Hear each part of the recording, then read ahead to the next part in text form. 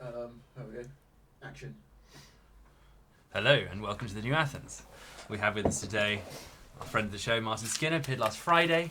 We discussed a great deal in terms of psychological liberation and the smart city and planning control for micro-housing. And also with us Ishmael Malik, my blockchain guru, talking everything I know. And we're here today to discuss smart city-states and how to revamp and re-accelerate the blockchain revolution. I know Martin is in a position where he is coming back to an acceleration cycle, starting from ground zero, same place where we were a few months ago. Well, I don't know if I slowed down really. Yes. Well, maybe Just actually. went Maybe for 3 months. Went straight through the barriers and onto the central reservation. And on that point, the first it was thing, the road. I'm telling you. which I think was that sort of got me in the position where we three should sit down and have a chat, was if you share the screen, Oliver. There we go. So here was Martin's little bio from Christmas Day, and the bit that really excited me was investors have handed over up to $500,000 each for bonds that promise an annual returns of 12 to 14% bond yield, which is where we were in New York in 2017 with Danny Hayes, our Smart Cities partner. And I have him here discovering live like what blockchain is within his Wall Street structure. So we listened to this the other day, but let's have it in the record. Have we got the sound on that? Can we get the sound through the speaker? I mean, I just described blockchain as being trust built into an algorithm. Re-engineered, yeah. Cool.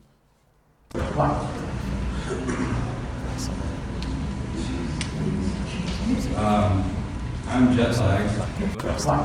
We need to rebuild that. Yes. Re-engineer it. Re-engineered trust, honour, and probity. Well, not just re-engineer it, you've got to rebuild it. Because It maybe doesn't exist. down very significantly. You're in the bank and everyone looks at you like you might be about to murder them by getting Yes, I was in extra half an inch close to them. I was in Cornhill on the uncooperative bank there to try and get my business account open now. I was raising a complaint alongside doing the business account and so on. This like very scared bank manager with his mask on in his little corner office. That would be a 3-ply one that doesn't protect him from anyone. It protects other people from him. So Connor wears it when he's operating on someone's kidneys over the body cavity, so he doesn't like spit into it. Yeah. That's what this is for. Yeah. When you're a surgeon, Protects them from you, Yes. not you from them. Which so. Anyway, so yeah, this then brought me back round when we sat down to think about the bonds and think about smart cities bonds, and then we got into great detail about micro homes, and Dan Kulupski made a very good point about Athens versus Rome in different kinds of city structure. So Rome had these jewel box villas which looked very plain on the outside, but then the infrastructure of the aqueducts fed all the water to power everything inside. These jewel box houses of the household as a great luxury and facilities like hypercourse heating, and then those households would ally together into the legion, into the Republic of Rome, and so you would have this development of the villa as a location. Okay. So Athens was a public venue. So the gymnasia, the sports grounds, the academies, the universities, the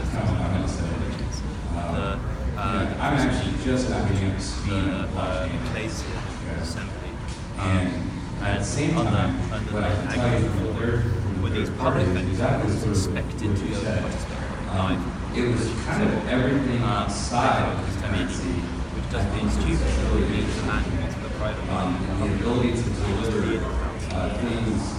So they found that very threatening in their culture of like open city. It almost sounds like it's kind of repeating itself, and it keeps the ones like with with what you were saying about micro homes, and then having people share larger and more well-facilitated public spaces and semi-public spaces inside developments and then outside in the city, is that young single people, or people clubbing together, as you say, to get homes, they need assets, they need equity, they need to get on a mortgage footing, which you can do with these micro homes. They don't need it, but Well, it's the only way really to build value, I think, unless you're to build a city of just citizens. get lucky. Yeah, and to build have a city of citizens rather than of serfs. And so where we went with that was this idea that you can build up the smart city public spaces, and so you don't need anything more than a place to sleep and shower and go back out again. So you don't need internal entertaining space in your house. As you say, Almost you like can, the East End.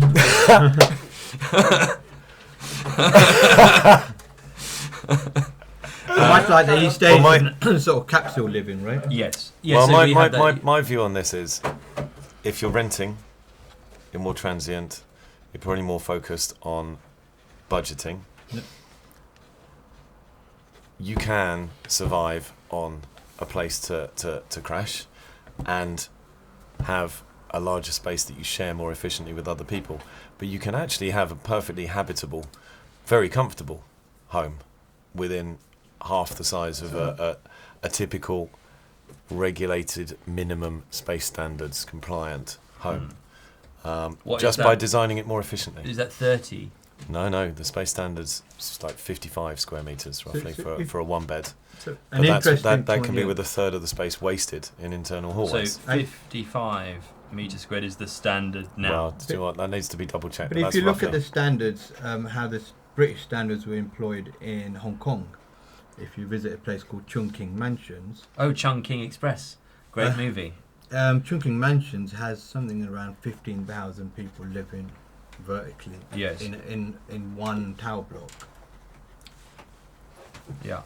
However, within the mansions, it has quite a lot of like the shopping centres within the mansion.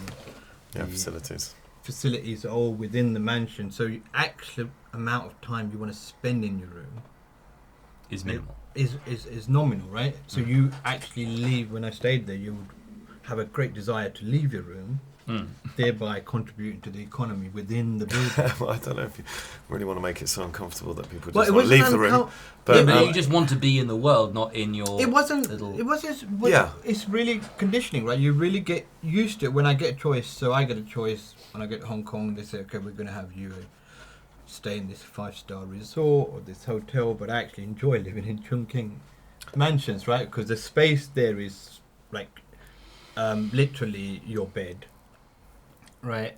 But the actual social life and the cuisines and this whole like atmosphere within there is just pretty like you can wake up anytime, and I'm talking anytime, day or night, and you're suddenly in this really vibrant community where there's real trade going on, and there's a whole kind Just of when you were net- saying I mean, they have to- lifts that have. they have lifts that you have rush hours Rush in the hours, lifts yeah. and everything, so you avoid lifts at rush hours. But you kind of get into this routine. But strangely enough, if you are a local there, i.e. Cantonese or whatever, you are not ever to go to Chungking Mansions. You can visit the whole of Hong Kong, but not Chungking Mansions. It's just for Gastarbeit. It is not by default, but there's this general tendency that The locals want apartments. the locals don't want to be associated with this ultra micro living. well, there is a natural prejudice against it. I mean, I've been kind of arguing the case Okay. for 18, 20 years or something now. But there's a very different response from the point that people actually come and see it. You know, their perception transforms because there's an assumption that just a smaller space is worse. However, if you look at the economics of developing homes and delivering them, particularly in the UK, why would you want to pay for more space than you need or you use? And if that means that you end up with the budget cut price facilities and there is nothing really to go towards a budget for the community component within a development. But a large I've part of lived it, buying I've- a UK home is more for investment as opposed Yes.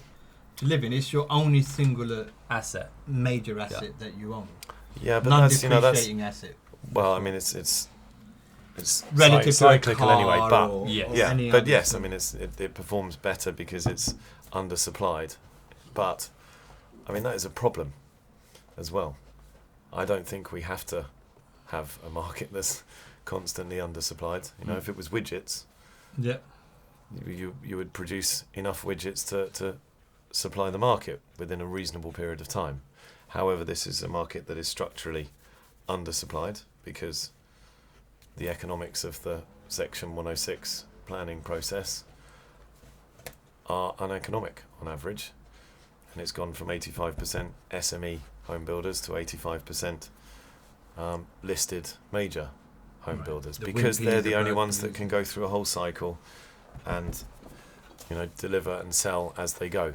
So the smaller developers, well, it doesn't really make enough money for a typical cost of capital. Okay. Um, Unless you and self-build. and you know there's a structural undersupply of materials and labour. And I It's think not we're, that difficult to fix it if you just actually start delivering for the customers that are in the market. 90% of the planning's designed for families. 50% of the customers are single households.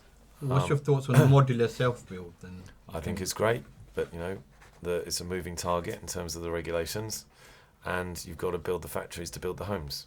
So it will come, and it's great news. Okay. But it's not going to solve a significant problem in the next 5 years. Is that because we can't grow the modular housing at scale that we need it to sort of deliver it for demand, or? I mean, it can be scale, but you've got to build the factories. And if the regulations keep changing, then you've got to change everything in the factory. And people need somewhere to live now. Yes. I've been in prison, unfortunately, but I think I made the most of it. And a lot of the people in prison really are there because they haven't got a fucking home to go to outside. It's better to be in prison and have a regular food and shelter. You were talking about this with with Luke over lunch. Yes, this. The prison cycle. Plus, they're stuck in Well, there's a growing tendency of people who find that they get better accommodation, better facilities inside as opposed to outside, and it's kind of leading to a breakdown in law, sort of the court system, the law and order, because they commit a crime purposely to go inside and avail the facility. I don't know if they do it on purpose, but the downside for them is not that big a downside if It's managed. they It's a don't do managed anything, then venue. they can't eat and they've got nowhere to sleep. Yes. Um, But you're saying there's like a pipeline. Well, there's a pipeline of cases that keep coming up, and they say they'd rather get a Custodial. custodial sentence as opposed to sort of being released, because especially in the winter months, right, as it comes in, they're like, right. Plus, they do get persecuted. I can't say I've had the same degree of trouble because I haven't had to sleep on the street, but I've walked the streets a few times, and I've had homeless people that I put up in my flat. But I was chatting to one guy, and I think he'd been attacked something like 65 times in a year.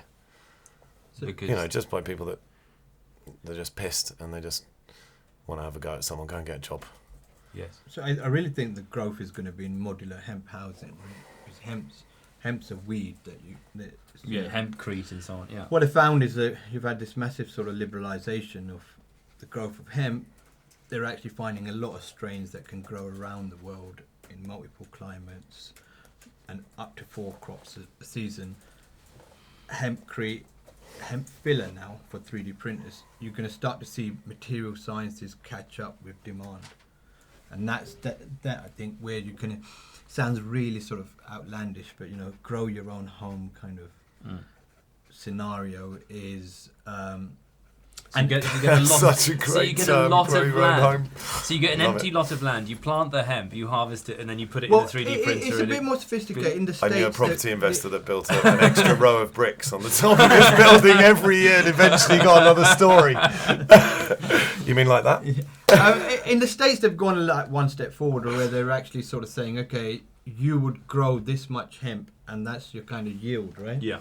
You take that yield and then But you is turn that that. really efficient? You know, if everyone is growing their own everything. I mean, I'm all in favour of It depends organic on and the- so on, but The quality of the we do materials. have to feed more and more people. I think, unfortunately, there is a bit of a requirement for I genetically mean, I should modified. send you that study they done in China where they can grow like hemp out of like what used to be desert, Oh, it's like super brown fields. which is really Yeah. exciting. Which is what they're really excited in Nevada, right? Where they're Mm. going to be able to grow like hemp in areas that they weren't able to grow hemp. Anything.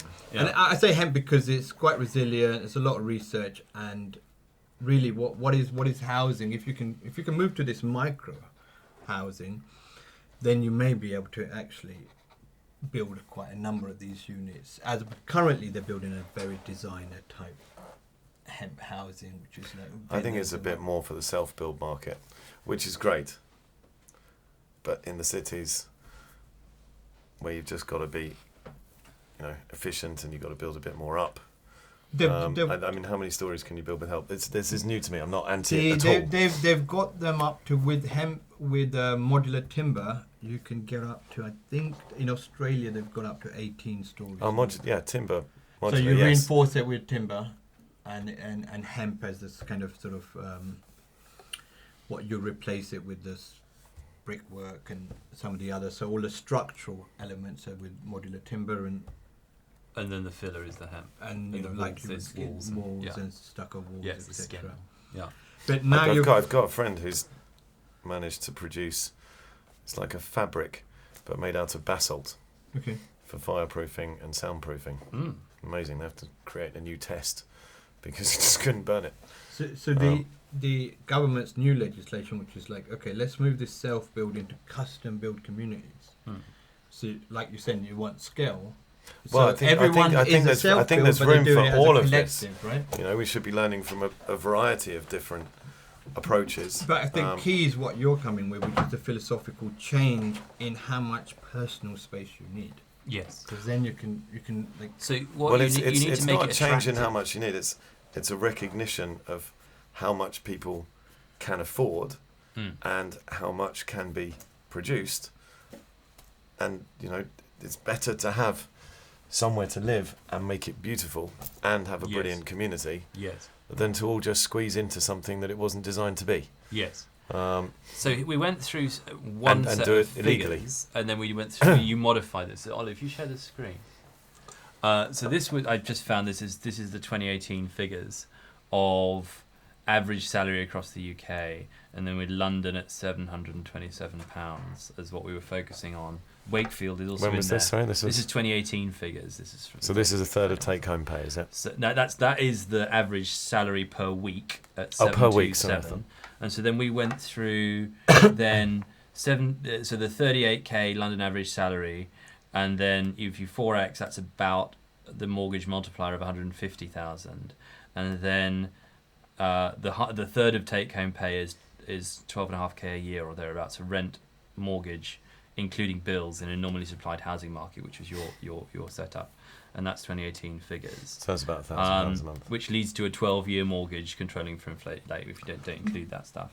And then you, I think 150 is too low to be able to Yeah, then target. you it was about corrected 300 those. that I reckoned was the. yeah, you corrected those yesterday on our call, and so if we load that, come on, there we go. So a But 15, that could be two people clubbing a together. 15k deposit with Help to Buy at £300,000 per unit led to £550 a month with Help to Buy and borrowing 285k at the top end, possibly with two incomes, as you say, a couple. So it's a double one-bed flat, which you can use a two-bed, four-person if you use a sofa bed in the lounge, which is then 27 to 37 square meters. And you said then that leads. Oh, so then you said the current model leads to, in the financing, where the developer has the risk factor of this 15 to 20% over 3 years. You were saying Oh, for the net margin on cost before finance and planning. net yeah, margin on cost. Which and that doesn't work for me with experience if a typical cost of capital blended cost is say 10% per annum, because development's risky. It's really complicated. is really risky. I would say I wish I'd never done it because I've gone bust, but no, I think it's important. So the risk is on the But developer. it is risky, yeah. I mean, if a developer takes out a loan to build out a development project, you typically have to personally guarantee it, which means you're putting everything on the line. And things happen, you know. Yes, that's what we know. In just 1 year alone, I think I had the ground rent legislation change, the facade legislation following Grenfell, the mortgage relief removed from buy-to-let landlords, Brexit effects, second stamp duty for buy-to-lets, bang, bang, bang, bang, bang. Not to mention all the building regs, you know, updates, all this sort of stuff. It's quite extraordinary, and that's just in 1 year. And a typical project takes 3 years to deliver. I mean, what's really exciting is the new sort of crypto mortgages that are sort of emerging, where you collateralize your assets now. We can get back to this. Yes, I was going to say you can now collateralize your assets, so you could put in your own 10 BTC. You put them in. You don't actually touch the principal. You're actually earning a yield on that, which is relatively, decent. So that allows A yield on the crypto without currency, or a yield on the property underneath it. Yield on the cryptocurrency.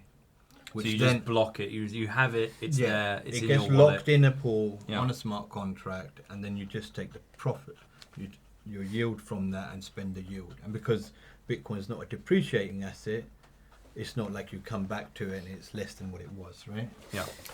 So I was keen to be able to use crypto to take reservation deposits, just like any other money. It starts to get complicated at exchange and completion. we're more looking at using the yield from the crypto as your ongoing payments for your mortgage. For the mortgage, but how is that? Not knocking it at all. I'm just interested. How is that secured, or how is that assured?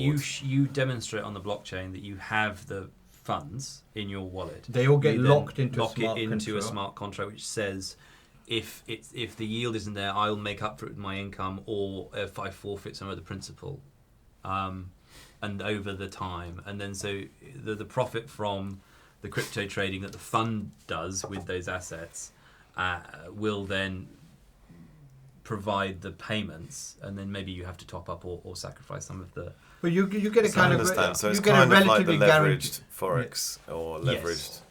With Yeah. that, the problem with crypto up until now was that you had to kind of sort of spend the principal, right? You had to Yeah. spend what you have, but now you can lock that and just spend the yield. So as a developer, you could take in a load of crypto and then just spend the yield off that. So you're going While building it, while building it. you have to earn a hell of a yield to be able to do that. The yield's Because pretty healthy on crypto. And you're looking at if it appreciates in capital value.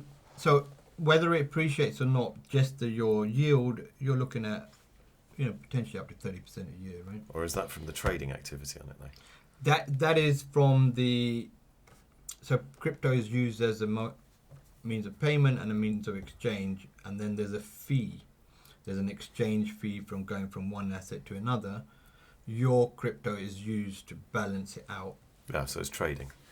It's trading to some Leverage extent. trading. Yeah.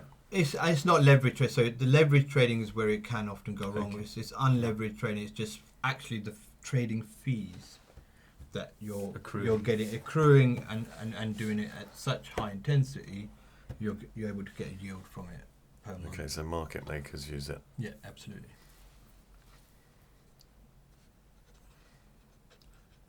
Yeah.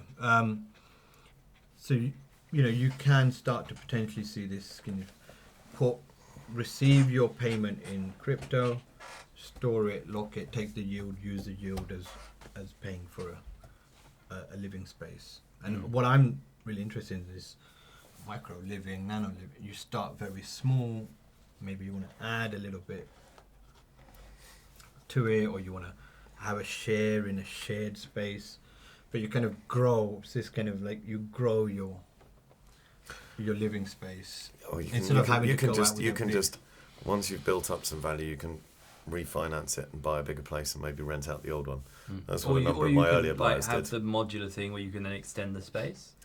That's a lot harder in a city environment. Well, if you've When you have- if you've got flats, let's say you've got units. Maybe you've got to eat into someone else's space if you're doing that. But if It there's enough depends, like- liquidity, there'll be Yeah. usually somebody wants to sort of sell a bit or move out a bit, kind of in the chunky mansion. I tried to do this with the roomlet model 15 years ago. It's very difficult because you've got to have a massive scale and therefore adoption by mortgage lenders, insurance providers, So what's- warranty providers. What's the The- proof of concept? Is it like student living then, and then you have Well, student It's micro- style is for the rental, yeah. in my experience, and the way that I've tended to do it. Then you've got the compact living, which is the mortgageable, larger private units. And then you've got the shared living, which is kind of the hybrid. So it's a family home that's been turned into a shared So like a house or Georgian apartment. townhouse that then you've got apartments all the way up and down. No. Or- It's well, it could be, but Yeah. it's primarily the sort of 3-bed family house that you can reconfigure and extend a bit, and you have a room each for 6 people, and then a shared kitchen diner living space. Yes. Yeah, and so you could effectively, And it could be Two reversed to a BTC family down. house later if. and you could be paying off the cost of that just from the yield you're getting from. I mean, if it's possible to kind of fractionalize it like that with blockchain, great. Because it's I'd in a be smart all in contract. favour. It's just transparent. But there's it's no- how you borrow the money and at what price. Because if it's a niche debt market, well, you know, most of the liquidity comes from fund groups and institutions. So this and is mostly they re- struggle to deal with anything less than 15-20 million pounds in one go per Okay, transaction. so do we have the sound on the thing now? Okay, so this is Danny learning what blockchain is with coming from a Wall Street background of Lehman Brothers doing the mortgage default swaps and so on back in 2007. And then he went out into Switzerland and then came back to do smart cities with these smart city bonds. As I say, his angle was taking patent value, securitizing the patent value of like, this is a $500 million like wireless charging plate, so you drive your car over it, and then you can sell this to all the airports so they can have their auxiliary vehicles, you know, come and refuel the planes, and then they'll all be driving around on plates. So the plates charge the vehicle.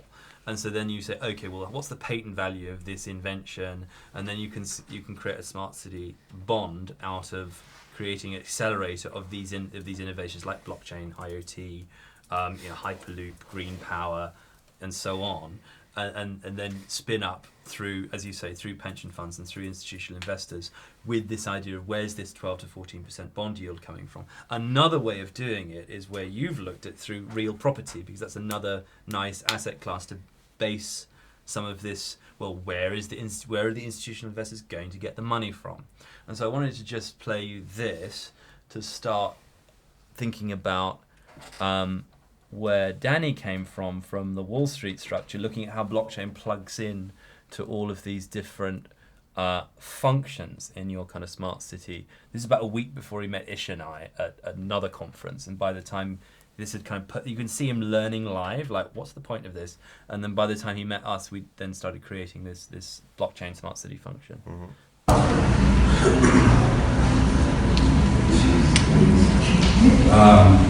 I'm jet lagged.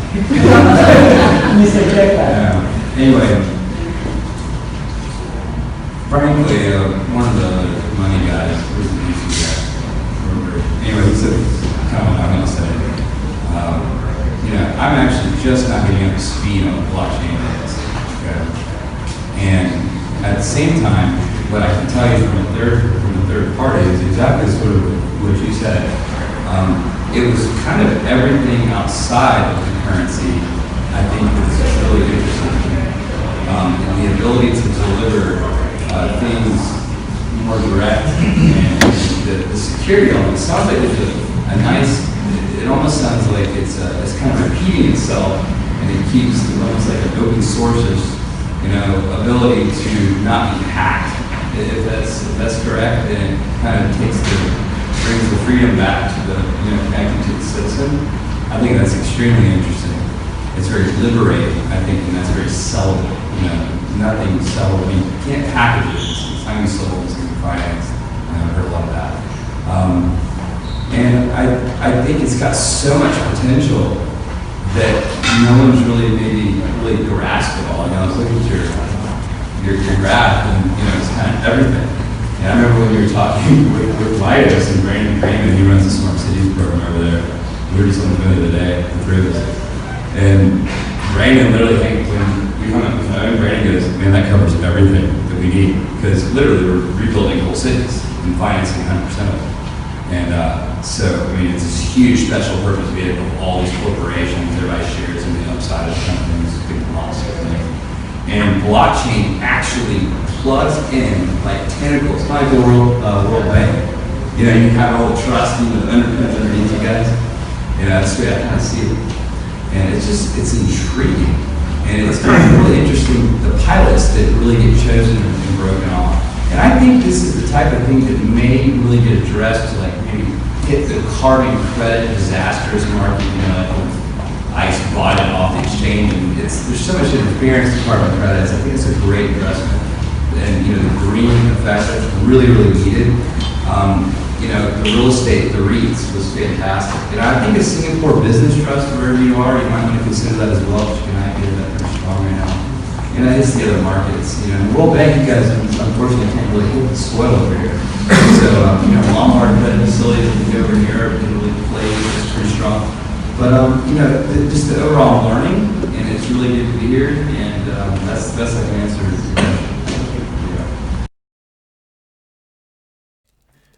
He's performing this idea of learning about blockchain live for the audience. But what sort of struck me about that, and I didn't see this until after we met him and started building up Smart Cities Industries, which is the big special purpose vehicle he was talking about. Just to be clear. So yeah, you said you had a comment. I do, because I've been at a lot of conferences like this, and I've spoken at a lot of them. I've been beating the drum about smaller flats for 18 years, and you'd have about 2 people in the residential meeting in a real estate conference, and everyone's in the commercial property ones. It's taken 18 years to get 10 people in the residential meeting. This is too complicated for institutional or private equity investors to go into on a real estate financing basis. So you're talking about 12-14% per annum. Yeah, it's probably more than that if you're looking at venture capital return requirements. 20% per annum is the that's why and like I said, with the margin on cost that you've got on a project, you're talking 15-20% of planning. So you can't really make money that way. I think this is the sort of thing that entrepreneurs with high growth tech strategies can revolutionize component parts and weave together the different lifestyle, curate the social components, things like that with. But the fundamental senior debt component, it's got to be really simple. You've got to fit the template that, absolutely.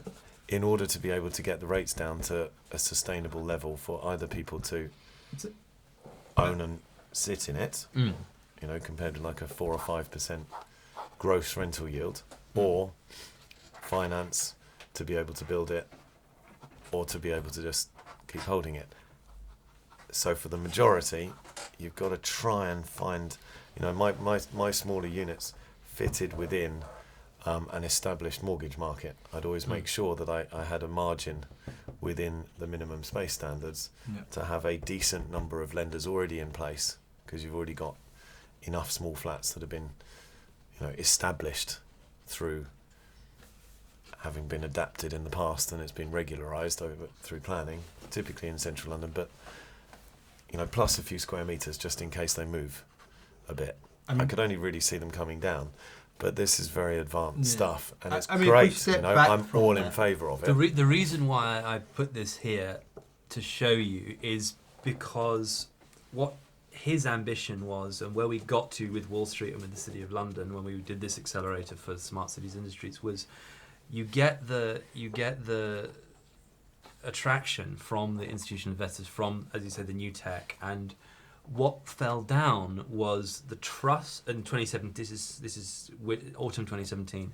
What fell down at that stage was the trust of institutional investors in blockchain as this governing kind of spider web octopus technology, which can coordinate or the whole platform of a smart city, and also like getting the bond yield to a level where they're willing to go to their committees and press play. And so where I wanted to start with you was this notion, well, they are interested in this, it's just it's not quite there enough. But what we know that they do is REITs. They do the What real they do in estate. the US, yeah. I mean, And- we haven't really successfully got a residential REIT off the ground And in the UK yet. but we know that the institutional investors are really okay with this, and they're somewhat okay with the smart city. So if we twist the two together and it makes sense to do so, then we've got a pathway to then getting that Lombard credit facility, get it the does rolling come down credit to a facility, real which then simple deals sort with of your maths, issue. as you say, right? So you've got a yielding asset, we've got this DeFi, and we've got this yielding This asset. is for a rent. No, but you're talking about the leverage so- component. So See, enough to pay off the mortgage debt or whatever the debt on your living is, right? But unless you can insure that, So the insurance is here. Just thinking out loud, if you had it in the contract that at some point it doesn't meet the yield on your crypto assets doesn't meet your debt, then you have to vacate the property and put Or it to supplement it with your other income, yield let, or right? take some of the principal out. But you've got underwriting. Yeah. What do you mean? You've got a solid underwriting because you have a room, you have a property which is a yielding asset. So you say, okay, in because that that's only if it's rented. it's only if it's rented, but relatively in strong rental environments, right, locations, you then got this fallback guarantee that if you're not meeting it, as opposed to losing it, you'll move out and let that become it. But you're not in it if you're renting it. Someone else is in it. Exactly. That's the so fallback. that's the fallback. Yeah. As If opposed to you losing can't it. supplement it with It's your thinking out income, loud. you Yeah, can't but you see, supplement I it mean, with your The principal. the courts will protect an occupier's No. You right to- voluntarily. No. That's your fallback. Instead of losing it, That's because good. It's you're kind not of a meeting up tiered the system yield, inside your you smart move Yeah, out but of but what if you don't?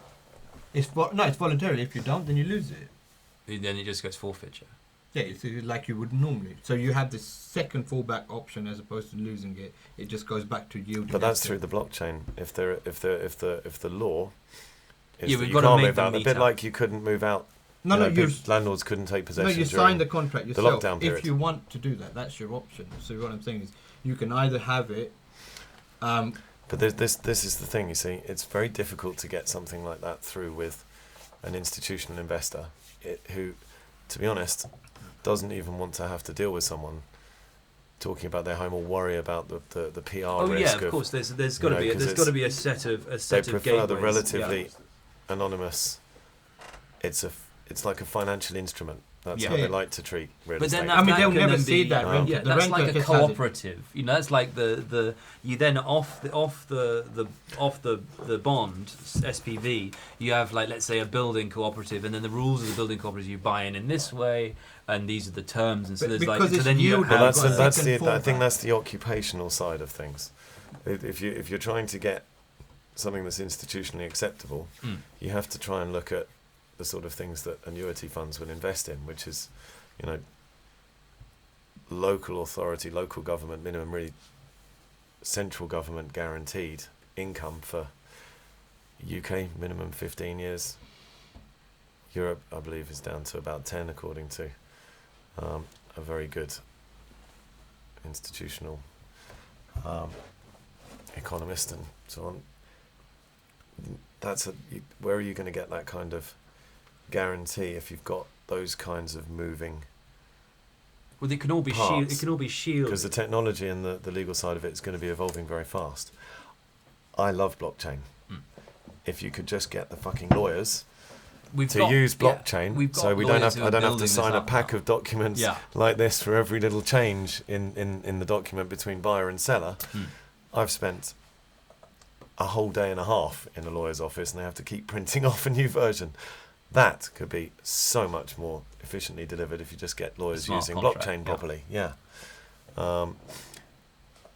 If you start moving into structures for whole cities or institutional funding for significant portfolios of residential, I think that's going to be quite a long time.